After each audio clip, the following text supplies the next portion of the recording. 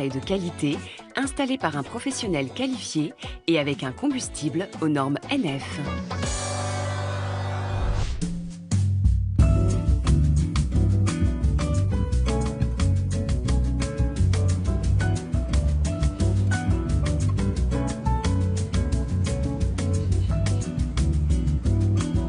La maison est sur combien de niveaux ici, Jean-Michel? Sur 2 niveaux, le rez-de-chaussée et le premier étage. Ah, c'est une grande maison avec un très beau jardin. La Fière-Allure, ça faisait partie de ces maisons occupées par la noblesse de l'époque, au début du XXe? Ça appartenait, oui, à une famille très connue qui s'appelait Bouillon-Carvalho, Ouais. qui était proche de l'empereur. Cette maison a été construite par leur grand-père et celui en fait qu'il a eu l'a fait remodeler pour sa maîtresse, qui était une danseuse d'opéra. Et ils vivaient que 2 dans cette maison. D'accord. Alors chez toi, tout à l'heure déjà, le mobilier devait avoir une histoire, mais pour cette maison d'hôte, il fallait aussi que la maison ait une histoire? Oui, parce que c'est vraiment une maison belle époque, avec les frises.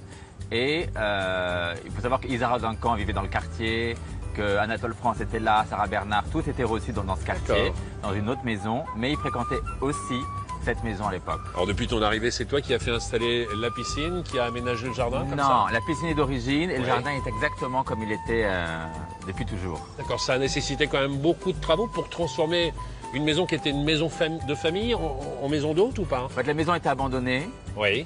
Il vivait encore dedans, mais il ne s'en occupait plus, il vivait que dans une chambre. Donc il a fallu refaire tout le premier étage que j'ai gardé dans l'intégralité et réaménager le rez-de-chaussée où il y avait autrefois une salle de danse et une salle de billard pour en refaire des chambres. C'est pas une mince affaire parce que tu arrives ici, tu ne connais personne ou très peu de monde personne. en tout cas. Et là, il faut trouver les artisans, les entreprises et se lancer dans les travaux. Ben, j'ai eu beaucoup de chance. Oui, tu es un grand garçon, très courageux. Allez, on va voir un petit peu ce qui se passe à l'intérieur. Le bas, ce sont quoi? Plutôt des chambres et toutes les parties grandes pièces à vivre au-dessus? Oui, et des grands salons au-dessus.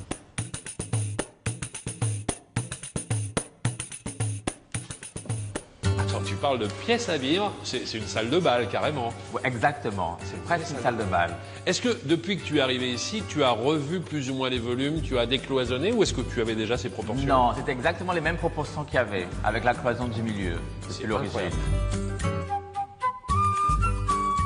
Mais on le voit d'ailleurs, ne serait-ce qu'au parquet, parce qu'il n'y a pas de délimitation, il n'y a pas Non, il y a de que juste le raccord. tour. La frise, tout ça c'est d'origine? Tout est d'origine, tous les parquets sont d'origine. La maison, tu m'as dit, c'est début du 20e ou fin du 19e? C'est 1871, la première construction, et une grande réforme en 1919. Je vois le travail d'Olivia à travers effectivement les fauteuils qui sont ici. Enfin, quand je dis le travail d'Olivia, le travail de son défunt mari, de Ricardo. Ça, c'est effectivement les fameux canapés. Voilà, c'est Comment le il fameux s'appelle? canapé fardo, Fardeau. en brésilien qui veut dire bûche en français. Alors j'imagine que lorsqu'on est dedans, on est super bien installé. Plus que bien. Et pour se relever, ça doit être un enfer. Exactement, parce qu'on n'a pas du tout envie de se relever. C'est la chauffeuse par excellence. La table est aussi incroyable. Tu l'as trouvée où celle-ci? Cette table, je l'ai achetée à mon voisin. Voilà, qui est une table des années 50 brésilienne, mais d'un artiste qui n'est pas connu. C'est toi qui as fait refaire le plateau ou tu l'as vraiment Non. acheté dans cette configuration? C'est exactement comme cela. Avec des chaises complètement différentes. T'aimes pas les choses qui soient trop Uniforme. uniformes, trop Non. cadrées, trop carrées? Mais ça, je le vois bien. Hein. C'est effectivement des objets qui viennent et qui racontent à chaque fois une histoire complètement différente.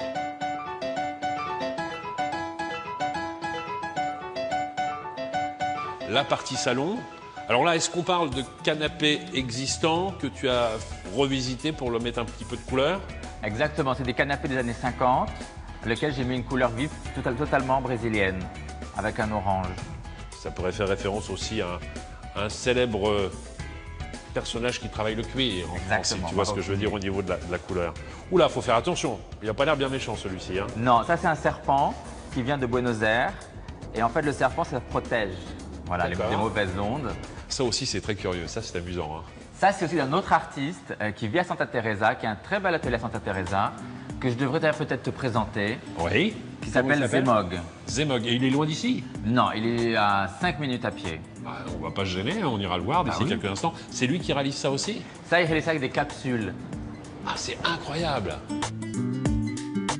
Ici, il y a une différence entre maison d'hôte et hôtel? En fait, ici, c'est plutôt un hôtel. Ici, c'est un boutique hôtel. Mais il n'y a pas de différenciation au niveau de la législation? Aucune. Au Brésil, il n'y en a pas. Alors, allons découvrir ensemble une première chambre. Prie. Merci.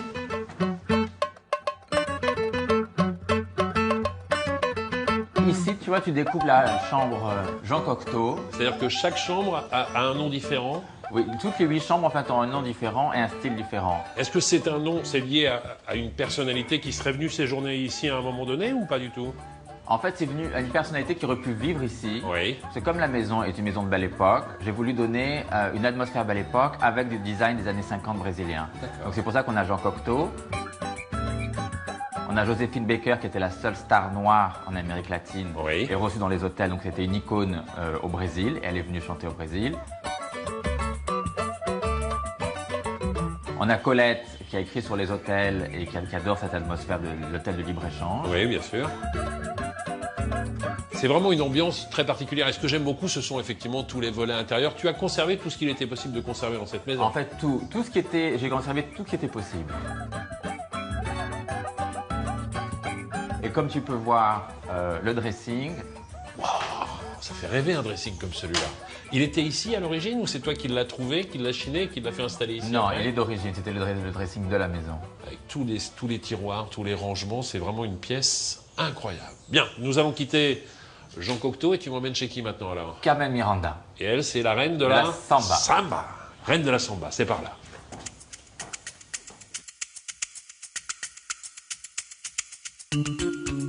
Bon, j'imagine que tout le mobilier qui est ici, on peut le pousser parce que quand on danse la samba, il faut de la place, non? Exactement, on peut tout pousser.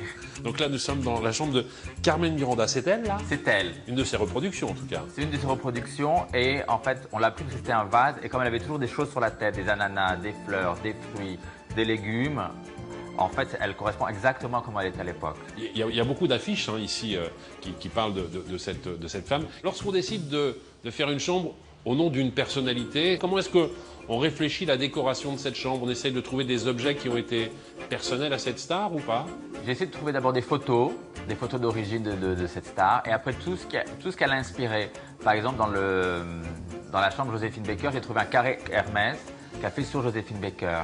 Et après, j'ai fait tout dans blanc et noir par rapport à la revue Nègre, par rapport... Donc j'ai mis des statues aussi noires des années 20, tout ce qui correspondait à son univers. Ça fait un peu plus de 10 ans que tu es installé maintenant dans cette maison d'hôte. Est-ce que tu as revu la décoration de quelques chambres depuis que tu es arrivé ici? En fait, on a certains clients qui achètent des objets. Donc comme ils achètent des objets, je suis obligé de refaire des objets, de réacheter des objets.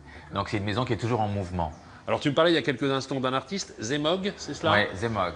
Qui réalise effectivement ces chapelets en capsule, qui réalise ces toiles assez improbables aussi. Nous allons aller lui rendre visite d'ici quelques instants. On va marquer une nouvelle pause dans l'émission et parler de rénovation. Ici, c'est avant tout un travail de décoration qui a été effectué plus qu'un travail de rénovation, même si tu as refait l'électricité, la plomberie. Je ne parle pas de chauffage parce qu'ici, c'est pas nécessaire, ça va, je l'ai bien compris. Là, nous parlons de rénovation. Nous partons dans l'Est parisien pour découvrir une maison qui a même gagné en surface avec la création d'une extension. Regardez, c'est la séquence rénovée.